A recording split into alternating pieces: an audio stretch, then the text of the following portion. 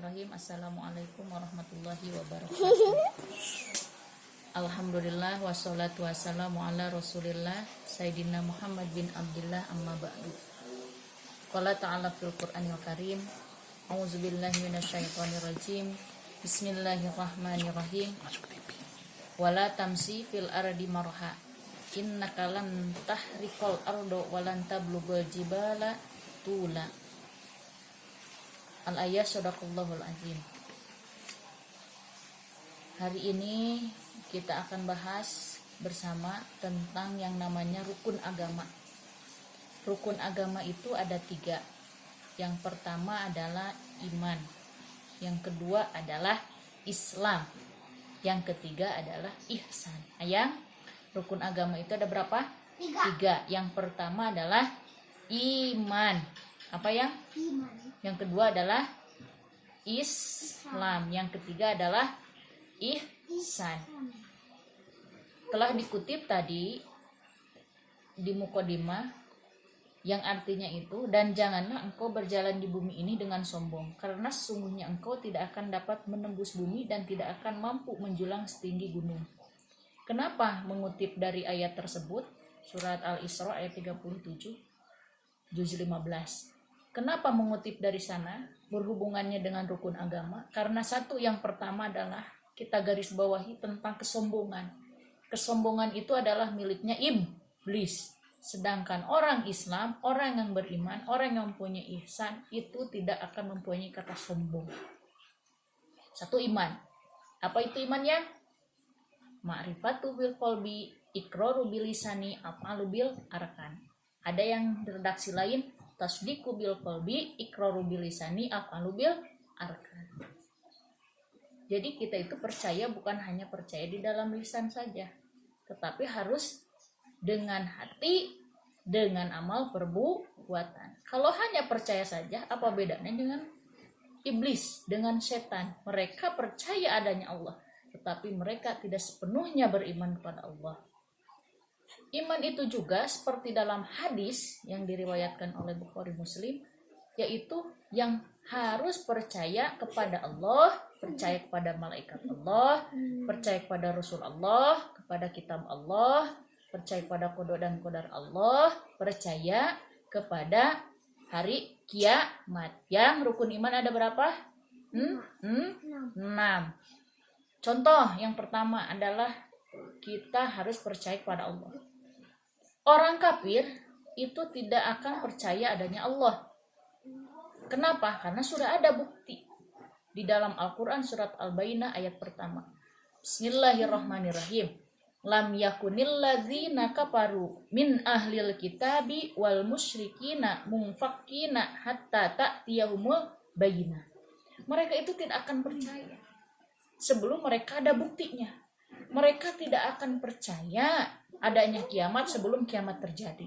Mereka tidak akan percaya adanya Allah sebelum mereka melihat. Itulah orang-orang kafir dan ahli-ahli kitab. Kita sebagai umat Islam, umat yang beriman, harus selalu percaya. Kenapa? Karena kita adalah orang Islam. Makanya rukun agama itu yang pertama adalah iman. Tadi iman kan rukunnya ada 6. Yang pertama adalah iman kepada Allah. Sifat wajib bagi Allah harus tahu ada 20. Sifat mustahilnya ada 20. Sifat muhalnya atau penangnya ada 1. Terus sifat selanjutnya adalah percaya pada malaikat. Malaikat Allah itu jumlahnya tidak terhingga. Namun malaikat itu jumlah yang wajib diketahui adalah 10. Ya. Kalau kata Pak Ustadz mah, yang pertama malaikat apa? Jibril nurunkeun wahyu nyayang. Mikail ngatur rizki, sini ya. Israfil niup song-song, Ijrail nyabut nyawa, Mungkar sareng nakir tukang mariksa di kubur, Rokib atid nudiskeun amal hade goreng, malaikat Ridwan juru kunci na surga, malaikat Malik juru kunci neraka. Itu yang wajib kita ketahui adalah 10 malaikat. Selanjutnya kita percaya pada Rasul. Jumlah Rasul berapa? 313, kata satu kaul lagi 314, kata satu kaul lagi 315. Yang wajib diketahui adalah 25 dari Adam sampai Nabi Muhammad SAW. Selanjutnya adalah kitab Allah. Kitab Allah yang diturunkan ke dunia ini adalah 104. Yang wajib diketahui ada 4. 1. Al-Quranul Karim. 2. Jabur. 3. Injil. 4. Taurat. Al-Quran diturunkan kepada Nabi Muhammad SAW. Jabur diturunkan pada Nabi yang kitab Jabur, Nabi Daud. Taurat pada Nabi Musa, dan Injil kepada Nabi Isa. Selanjutnya kodo dan kodar. Apa itu kodo? Apa itu kodar? Kodo adalah ketetapan Allah sejak zaman ajali. Ajali itu ketika kita sebelum dibuat oleh Allah, sebelum dikasih roh juga, sudah ditentukan yang namanya takdir kita. Takdir itu ada takdir mu'alaq, ada takdir mubrom. Mu'alaq itu bisa dirubah, mubrom itu tidak bisa dirubah. Apa yang tidak bisa dirubah? Kematian. Tidak bisa. Mu'alaq apa? Nasib. Innallaha la yughayyiru ma biqaumin hatta yughayyiru ma bi anfusihim. Itu nasib ya. Nasib itu adalah takdir Allah. Selanjutnya adalah qadar. Kalau qadar itu adalah tetap ketentuan Allah yang sudah terjadi. Contoh jodoh kita nih, kan udah ditentukan sejak zaman ajali jodoh kita tuh ke siapa. Nah, udah terjadi sekarang. Nah, yang udah terjadi ini adalah qadarnya. Kenapa ya kita enggak berjodoh dengan ajengan? Ya itu udah qadarnya, harus diterima. Ya, sudah diterima. Aplikasi atau kodo itu ketentuan yang sudah ditetapkan. Nah, yang terjadinya itu adalah qadar. Sudah ditetapkan dulu kita itu adalah berjenis kelamin perempuan. Nah, sekarang sudah dilahirkan adalah perempuan. Yang sudah dilahirkan perempuan itu yaitu qadarnya. Yang terakhir adalah hari kiamat. Orang kafir tidak akan percaya adanya hari kiamat. Orang Islam harus percaya adanya hari kiamat. Hari kiamat itu adalah hari di mana semua galaksi itu hancur. Manusia dibangkitkan dari Nabi Adam sampai kiwari, sampai hari itu. Semua yang dibangkitkan. Setelah dibangkitkan, dikumpulkan di padang mahsyar. Setelah dikumpulkan di padang mahsyar, dihisab, di mizan, di Siratal Mustaqim, terus ada surga dan neraka. Itu iman. Yang kedua adalah Islam. Islam itu juga seseorang itu kalau sudah percaya adanya Allah, sudah percaya sampai yang tadi 6 rukun. Kedua adalah Islam. Islam itu adalah agama yang bersyahadat atas nama Allah dan atas Rasulnya. Asyhadu alla ilaha illallah wa asyhadu anna Muhammadar Rasulullah. Setelah itu dia itu melaksanakan sholat, terus melaksanakan zakat, terus apalagi melaksanakan puasa di bulan Ramadan. Ya ayyuhallazina amanu kutiba alaikumusiyam kama kutiba alal ladzina min qablikum la'allakum tattaqun.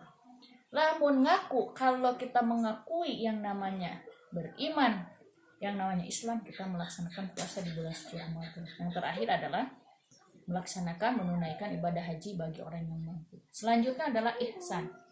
Ihsan itu rukun agama yang nomor 3. Anta budallaha ka'anna katarohu fa illam takun tarahu fa innahu yaraka. Ini adalah aplikasi dari iman dan Islam. Seseorang yang mempunyai iman dan seseorang beragama Islam harus mempunyai rasa ihsan. Ihsan terhadap hablum minallah itu harus seperti kita beribadah seperti dilihat oleh Allah Subhanahu wa taala. Jangan wudu dilihatin istrinya, benar. Wudu tidak dilihatin istrinya, tidak benar. Salat dilihatin istrinya, benar. Tidak dilihatin istrinya, tidak benar. Itu tidak ikhlas. Makanya tingkatan ihsan itu ada macam-macam. Ada ihsan secara, kalau yang paling tinggi itu adalah arifin. Arifin itu sudah dia itu seperti para wali, seperti itu. Kalau kita tingkatan ihsannya, kalau di dalam iman itu taklid. Taklid itu ya sekedar ya kita percaya gitu. Kita melaksanakan kewajiban terus beres dengan melaksanakan kewajiban itu. Ihsan itu ada hablum minallah, hablum minannas, hablum minal alam. Berbuat ibadah langsung secara vertikal pada Allah, secara horizontal kepada sama manusia, dan sesama hewan harus saling menyayangi, saling mengasihi. Dan jangan kita merusak apa-apa yang telah diberikan oleh Allah Subhanahu wa taala. Caranya dengan apa? Harus dengan bersyukur. Apapun yang diberikan oleh Allah harus bersyukur. La in syakartum la azidannakum wa la in kafartum inna adzabi lasadid. Wallahu a'lam bishawab. Kesimpulannya, 3 rukun agama harus ada di dalam hati kita terpatri. Yang pertama adalah iman, yang kedua adalah Islam, yang ketiga adalah ihsan.